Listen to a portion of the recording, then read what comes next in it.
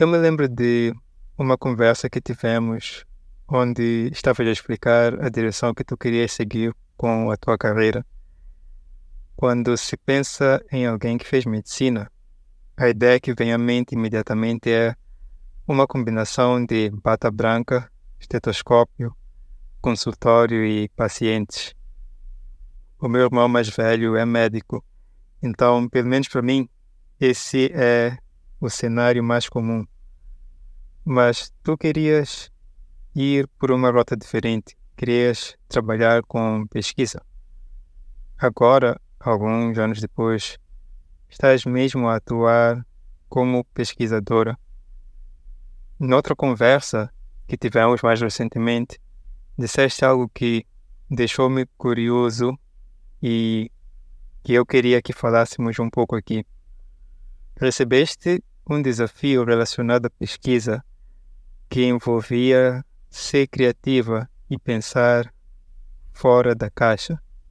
E, como paciente, eu não ia querer que o médico fosse criativo no meu diagnóstico. Criativo no sentido inventivo. Principalmente por saber que medicina é um campo que se fundamenta numa série de ciências exatas. Então, como é que na pesquisa, que é uma área que depende de dados concretos, podes empregar a criatividade e ter resultados válidos? Gosto da forma como colocas a questão. Tenho a forte sensação que toda a gente que ouve me dizer pela primeira vez que sou médica e trabalho com pesquisa fica realmente intrigado com isto, justamente porque no nosso meio, na nossa sociedade, estamos bastante familiarizados com a ideia de que o médico é alguém que usa uma bata branca, que tem um estetoscópio geralmente pendurado ao pescoço e que passa horas no hospital. E, na verdade, foi com essa perspectiva que eu ingressei no curso de medicina, justamente com essa ideia, com essa imagem, e acreditava que durante a formação eu seria alguém que teria que ter uma grande bagagem de fatos e evidências que eu haveria de adquirir em grandes enciclopédias, grandes livros que eu haveria de ler, que eu haveria de ouvir especialistas, pessoas que entendem muito bem da área e que iam transmitir-me muito conhecimento. E eu juntar todo esse conhecimento, todos esses fatos e evidências, como tu disseste, e eu teria que me agarrar a elas para cuidar de pessoas, de pacientes e pessoas doentes. Isso é normal, o contexto em que nós estamos favorece este pensamento, em um lugar em que temos um rácio médico-paciente com suas deficiências.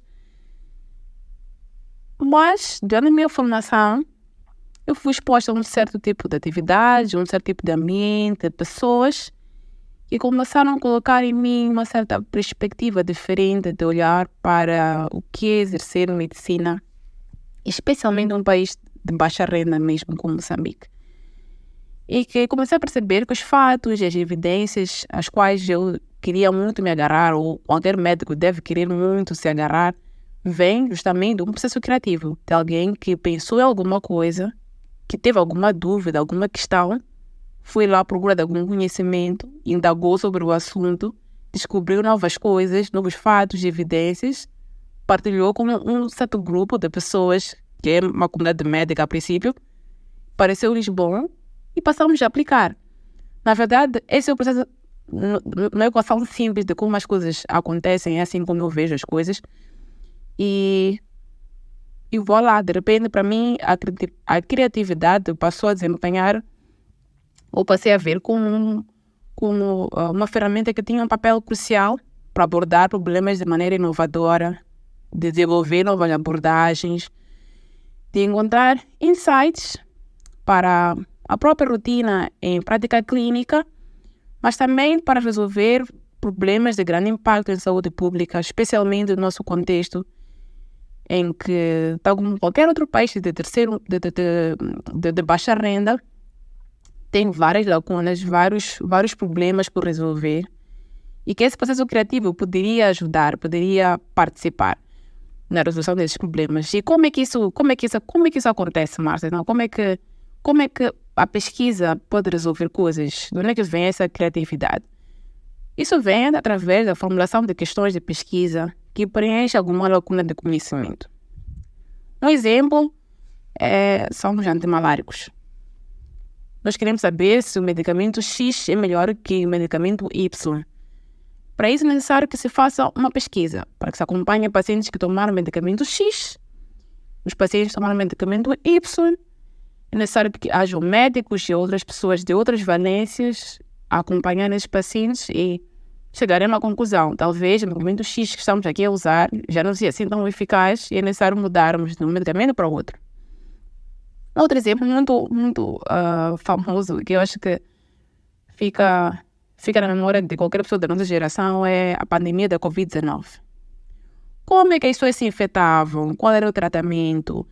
Como é que se diagnostica? Qual vacina administrar ou não administrar? A quem administrar? Quando administrar? Tudo isso vem do processo criativo. Tudo isso vem de um monte de questões que nós tivemos no início da pandemia, quando começamos a ouvir os primeiros casos na China. E as pessoas começaram a estudar qual é o padrão de transmissão, como é que as pessoas evoluem clinicamente. E quando elas evoluem clinicamente, quais são os sintomas? Quem é que geralmente morre? Tudo isso vem de um processo de questões, vem de questões que são respondidas dentro do processo criativo. Mas também não olho só na questão de formulação de questões e métodos de pesquisa, mas também acho que é criativo e bastante fascinante o fato de, dentro do contexto de pesquisa, os médicos ou a saúde poder ter algum contato com outras áreas, com pessoas de outras valências.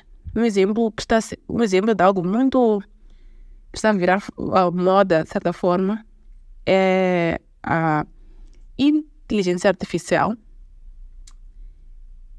Isso está sendo levado também para a saúde, porque existem já alguns programas, alguns softwares que fazem leitura de alguns exames sem que seja necessariamente um médico, por exemplo. E tudo isso vem no processo criativo. Vem as pessoas que identificaram um problema e que querem solucionar outro problema. E no meio desse problema acaba se envolvendo outras áreas, outras ciências para resolver um problema de saúde. Isto tudo vem no processo criativo. Para mim, em suma é isso. A criatividade não é algo alheio a dados concretos, uma ciência exata. Na verdade, uma ciência exata é algo que é muito rígido, precisa realmente de um processo criativo, porque algumas coisas já vão mudando com o tempo e à medida que vamos explorando abordagens criativas, podemos gerar novos insights e criar avanços significativos em saúde. Claro que esse processo criativo, pesquisa, investigação, não é como as pessoas pensam, não é como nos filmes de ficção científica, nos desenhos animados. Não somos aqui os Phineas e o Ferb em férias de verão, claro. Todo o processo criativo, tudo o que é considerado novo, tem uma certa base de evidência anterior. Não é nada que vem do nada, não é como no filme. E essas sinergias com outras áreas permitiu com que a medicina pudesse chegar onde está. Tudo isto aqui é um resultado de uma série de processos criativos que foram feitos até o momento e ela vai continuar a crescer dentro desse ambiente criativo. É isto que permite-nos crescer, é ter uma curiosidade de pesquisar e ser de uma fase para outra. É isto. Estava aqui a pensar noutra coisa. Existem carreiras que a indústria criativa reconhece como parte deste campo de atuação. Boa parte delas não está ligada às ciências exatas, apesar de utilizarem ferramentas destas, né? Por exemplo, alguns web designers trabalham tanto com o desenho de websites como com o seu desenvolvimento. A parte de desenvolvimento, principalmente para as funcionalidades, envolve código que usa matemática e lógica de programação. mas sabemos que existem pessoas que preferem a assertividade das áreas que fundamentam-se no método científico e seus resultados, e por isso buscam construir suas carreiras em áreas que lhes permitam explorar isso. Só que também existem pessoas que já estão nessas áreas e procuram integrar criatividade em seu trabalho ou que pensam em migrar para essas áreas onde elas possam ser cientificamente metódicas e criativas ao mesmo tempo. Com base na tua experiência, quais são algumas das coisas que as pessoas devem considerar quando estiverem a escolher uma carreira que permita explorar estes dois lados da moeda profissional? O processo de escolha de uma carreira criativa ou mesmo numa abordagem metódica pode ser uma jornada um pouco complexa.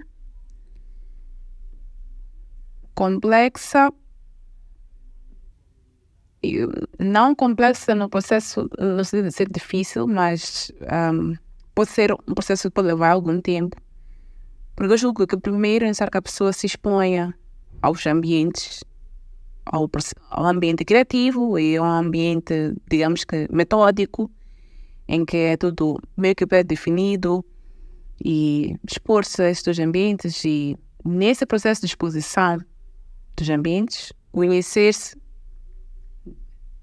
nessa autodescoberta, também identificar suas reais paixões, seus reais interesses, e depois de definir para que lado mais se inclina, quer seja no processo criativo, quer seja no processo metódico, eu julgo que seria necessário também fazer networking, conectar-se à rede que justamente mais se identifica.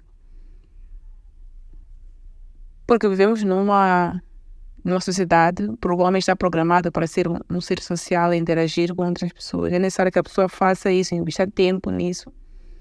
Claramente, cada uma dessas 3 fases que eu aqui apresentei, que é expor-se, conhecer-se e definir a rede ou grupo de pessoas a quem quer se juntar, tudo isso leva o seu tempo. É um processo um pouco moroso, mas eu julgo que vale a pena. Este é o processo que pelo menos eu levei para tentar identificar, ou melhor, tentar não, porque eu já identifiquei, identificar-me com aquilo que é o meu interesse a longo prazo como profissional, definir onde é que eu quero realmente investir tempo para a minha carreira profissional, que é trabalhar, por exemplo, com pesquisa.